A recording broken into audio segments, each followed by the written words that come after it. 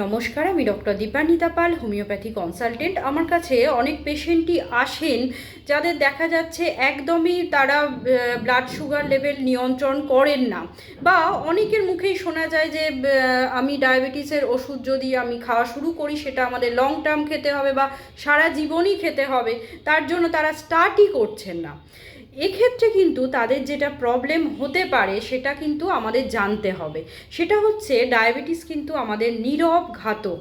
আমাদের শরীরে কিভাবে বিভিন্ন অর্গ্যানগুলোকে বিকল করে দেয় সেটা আপনারা এই ভিডিওর মাধ্যমে জানতে পারবেন।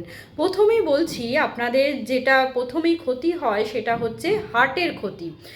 আপনাদের যদি ডায়াবেটিস কন্ট্রোলে না রাখেন সেক্ষেত্রে রক্তে সুগারের পরিমাণ অনেকটাই হাই থাকে এবং পরবর্তীকালে দেখা যাচ্ছে রক্তের নালিগুলো সেগুলো নষ্ট হয়ে যাচ্ছে, কারণ সেখানে ফ্যাট জমে যাচ্ছে, যেটাকে আমরা বলছি অ্যাথেরোস্ক্লেরোসিস। সেটা কিন্তু আপনাদের সুগারের মাত্রা যদি রক্তে বেশি থাকে সেটাও কিন্তু একটা কজ।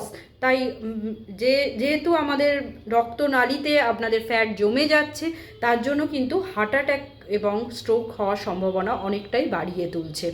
তাই অবশ্যই শর্করার মাত্রা নিয়ন্ত্রণে রাখুন। নেক্সট যে পয়েন্টটা হচ্ছে আপনাদের স্নায়ুর ক্ষতি, মানে ডায়াবেটিক নিউরোপ্যাথি।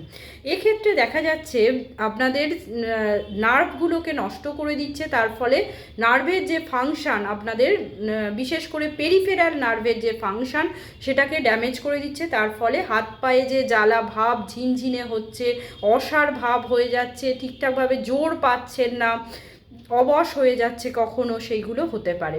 নেক্সট যে পয়েন্টটা হচ্ছে কিডনিতে এফেক্ট করছে। এটা যেহেতু শর্করার পরিমাণ অনেকটা বেড়ে যাচ্ছে, তার জন্য কিন্তু কিডনিও আস্তে আস্তে কিডনিকেও বিকল করে দিচ্ছে। আর একটা পয়েন্ট হচ্ছে, যদি ডায়াবেটিস অনিয়ন্ত্রিত থাকে আপনাদের চোখেও কিন্তু এফেক্ট করবে। সেটা ডায়াবেটিক রেটিনোপ্যাথি হতে পারে এবং পরবর্তীকালে দেখা গেল সেটা অন্ধত্বও কিন্তু ডেভেলপ করে যেতে পারে। তাই অবশ্যই রক্তে সুগারকে আপনারা নিয়ন্ত্রণে রাখুন।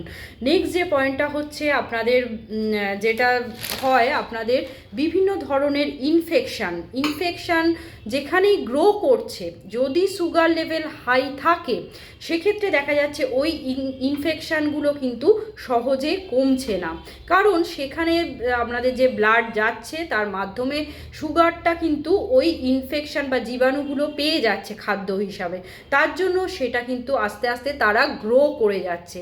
তার জন্য আপনাদের স্লো মোশানে আপনারা ওষুধ খাচ্ছেন, তারপরেও কিন্তু স্লো মোশানে আপনাদের ক্ষত সারতে অনেকটাই দেরি হচ্ছে। অনেকের ক্ষেত্রে সেখানে গ্যাংগ্রিন ফর্মেশন করে যাচ্ছে এবং অঙ্গ বিচ্ছেদেরও প্রয়োজন হয়ে যাচ্ছে। তাই অবশ্যই এই সুগারটাকে আপনারা নিয়ন্ত্রণে রাখুন, কারণ অনেকভাবে কিন্তু সুগার আমাদের ড্যামেজ করতে পারে। অনেকের ক্ষেত্রে ফ্যাটি লিভার সৃষ্টি করতে পারে, তাই লিভার সেলগুলো সেখানে ড্যামেজ হবে, লিভারের কার্যক্ষমতা আপনাদের হ্রাস পাবে। তাই এতগুলো গুরুত্বপূর্ণ অঙ্গকে আমাদের সুগার কিন্তু ড্যামেজ করে দিতে পারে। তাই চেষ্টা করুন রক্তে সুগারের মাত্রাকে নিয়ন্ত্রণে রাখা। সেটা একটা রেগুলার ডায়েট ফলো করুন, তার পাশাপাশি রেগুলার এক্সারসাইজ করুন। অবশ্যই একজন ডক্টরের পরামর্শ নিয়ে আপনারা ওষুধ গ্রহণ করবেন। নমস্কার, সবাই ভালো থাকবেন এবং সুস্থ থাকবেন। আশা করি ভিডিওটি হেল্পফুল হবে।